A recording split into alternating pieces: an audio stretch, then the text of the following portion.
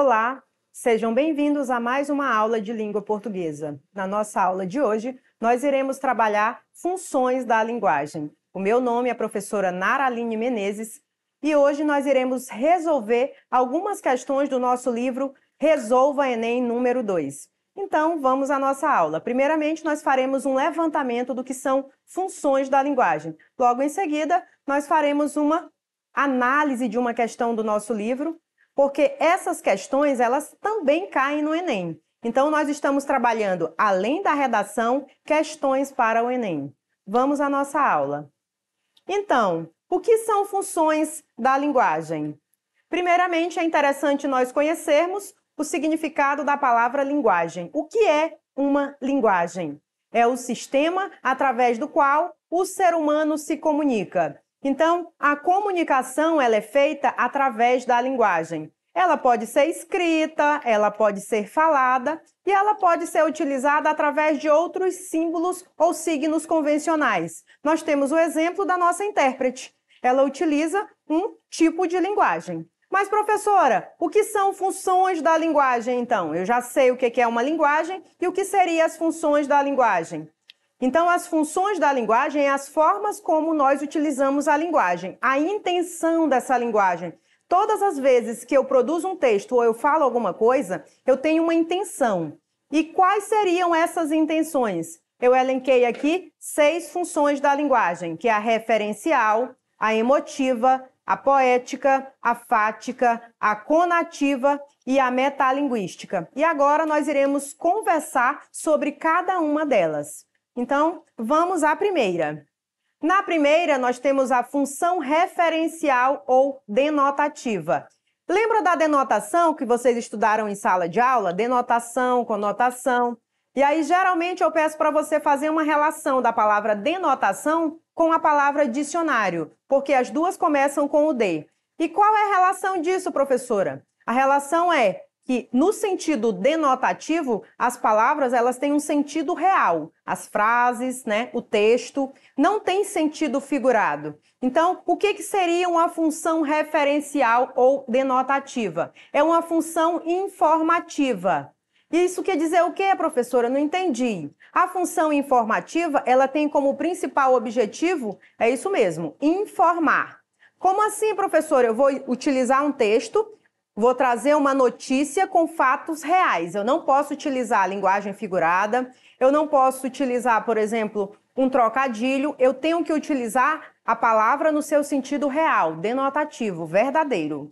E aí, esse texto, ele é escrito na terceira pessoa, tanto do singular como do plural. Por que, professora, eu tenho que utilizar a terceira pessoa do singular ou do plural? Porque esse texto ele tem que ter um caráter totalmente imparcial. A pessoa que está escrevendo o texto, ela não pode deixar claro dentro do texto alguma impressão pessoal. Ela só tem que transmitir a mensagem de forma impessoal. E aí, o leitor ele vai ter as suas próprias conclusões. E aí eu trouxe um exemplo de um texto de linguagem referencial. E aí nós temos assim: na passada terça-feira, dia 22 de setembro de 2015, o real teve a maior desvalorização da sua história. Nesse dia foi preciso desembolsar 4,0538 para a compra de $1. Recorde-se que o real foi lançado há mais de 20 anos, mais precisamente em julho de 1994. Observe que o trecho do texto, ele traz informações, mas ele não deixa claro nenhuma opinião pessoal. É uma informação imparcial. Você vai tirar as suas próprias conclusões. Não existe aqui uma opinião, um juízo de valor, somente uma informação. E a isso nós chamamos de função referencial ou denotativa, quando o texto tem a função de informar predominantemente, linguagem imparcial, e está escrito em terceira pessoa do singular ou do plural. Então, vamos à nossa segunda função da linguagem, também chamada de função emotiva ou função expressiva. Nesse caso aqui, o emissor ele tem como objetivo principal transmitir a sua mensagem. Assim, gente, essa daqui é como a própria palavra já traz o cunho, emoção. Esse texto é um texto emotivo. Nós estamos aqui falando de poemas, de textos literários, só que ela tem uma característica fundamental. Esse texto ele é escrito em primeira pessoa. Por quê, professora? Porque ele está totalmente voltado para o emissor. Ele tem um caráter extremamente pessoal.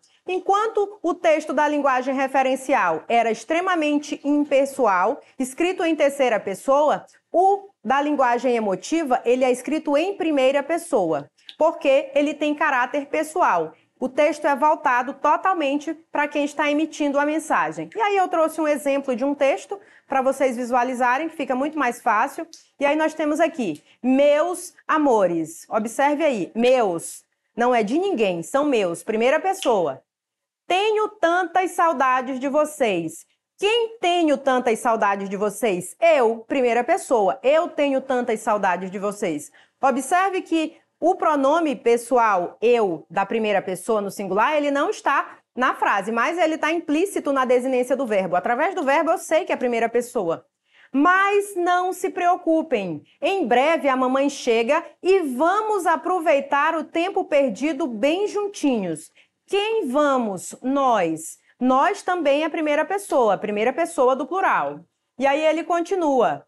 Sim, consegui adiantar a viagem em uma semana. Isso quer dizer que tenho, quem tenho? Eu. Tenho muito trabalho hoje e amanhã. Quando chegar, eu quero encontrar essa casa em ordem. Combinado? Então, na função emotiva ou função expressiva, a linguagem ela é totalmente voltada para o emissor e nós temos aí a primeira pessoa. E aí vamos à terceira função da linguagem, porque o nosso tempo é um pouco curto, também chamada de função poética. Ela está presente nas obras literárias e nós temos aí a utilização de um sentido conotativo das palavras. Lembra que lá na função referencial, a primeira, a denotativa, eu falei que o sentido das palavras eram reais, verdadeiros. Aqui, na poética, o sentido das palavras, eles são figurados. Por isso que é a função poética. E aí ele continua. Ele diz assim, nessa função, o emissor preocupa-se de maneira que a mensagem será transmitida. Então, assim, eu tenho uma escolha mais elaborada nas palavras, nas expressões, por isso que eu utilizo muitas figuras de linguagem. E aí eu trouxe um exemplo aí de um fragmento de um texto que ele diz assim, apesar de não ter frequentado a escola, dizia que a avó era um poço de sabedoria. Nós sabemos que não existe um poço de sabedoria.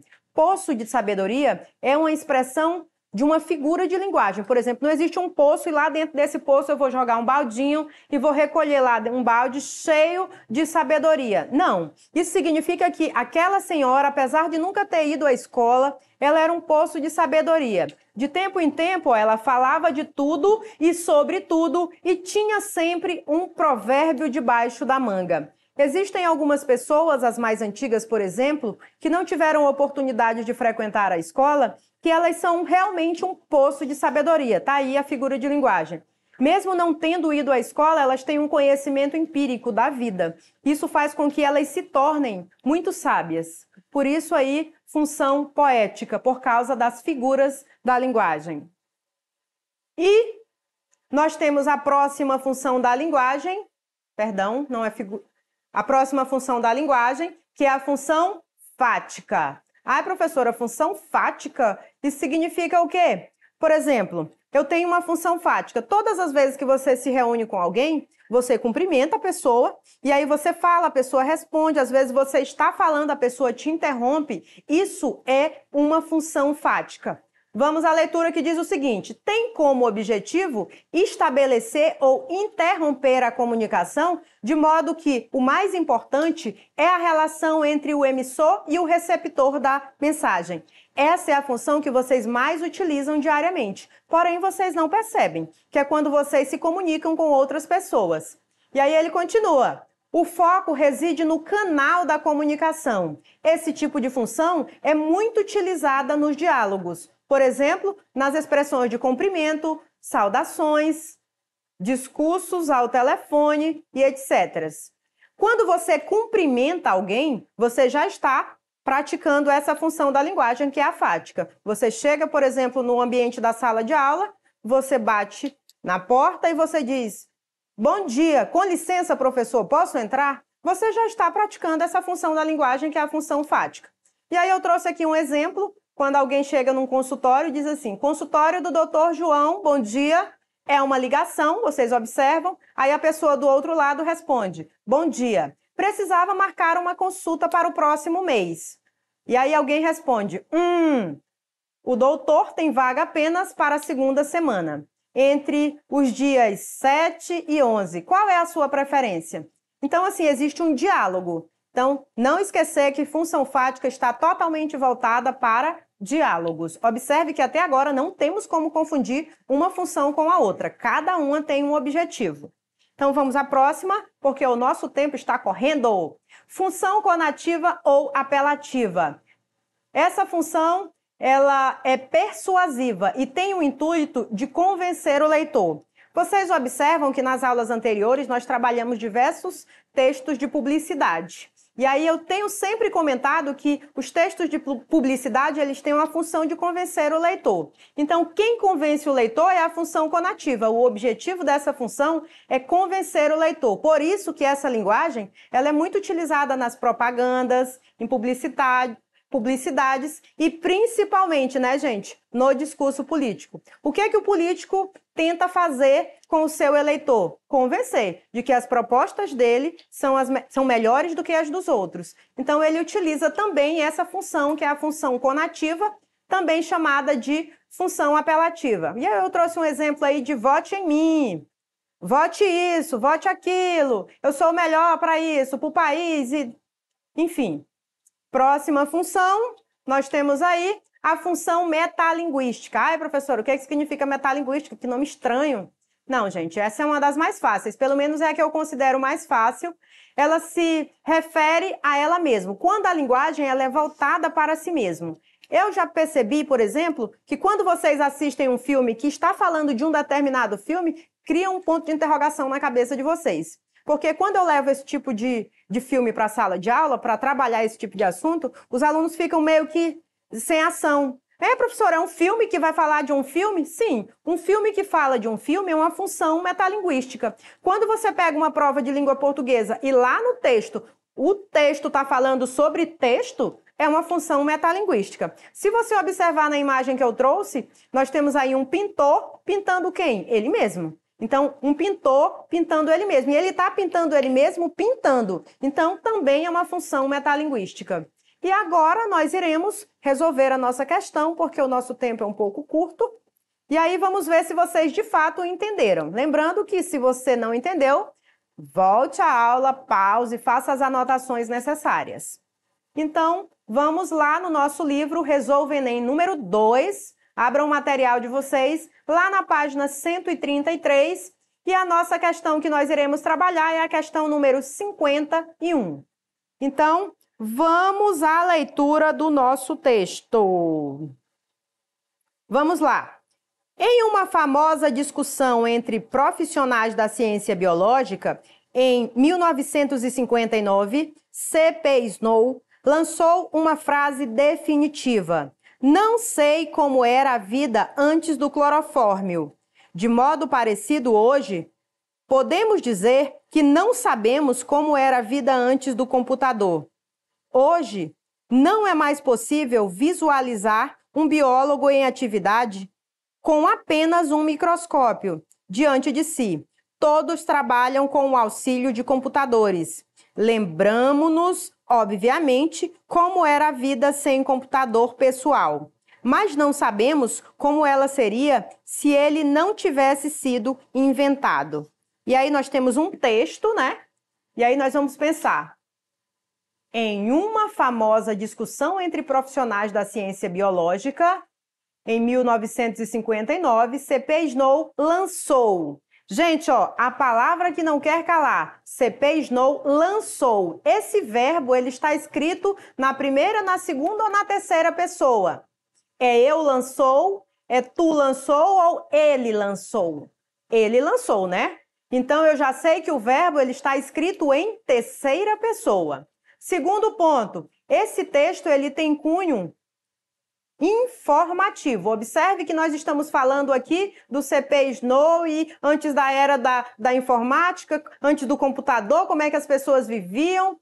E aí, esse texto até o presente momento não deixou claro o meu cunho pessoal, o que eu penso. Somente ele trouxe informações de forma imparcial. Então, vamos às alternativas. No texto, a função da linguagem predominante é, na letra A, emotiva, porque o texto é escrito em primeira pessoa do plural. Esse texto ele foi escrito em primeira pessoa do plural? Será? Não sei. Me digam vocês. Letra B, referencial, porque o texto trata das ciências biológicas, em que elementos como o clorofórmio e o computador impulsionaram o fazer científico. E aí, seria a letra B? Vai guardar essa alternativa aí, porém, nós sabemos que precisamos ler todas as alternativas. Então, vamos guardar a letra B. Letra C, metalinguística, porque há uma analogia entre dois mundos distintos, o das ciências biológicas e o da tecnologia. Essa é aquela típica questão que não tem nada a ver com o enunciado da questão. Na letra D, poética, porque o autor do texto tenta convencer seu leitor de que o clorofórmio é tão importante para as ciências médicas quanto o computador para as exatas. O texto nem fala isso, nem fala das ciências exatas. Então, assim, é um ponto fora da curva, não tem nada a ver essa alternativa também.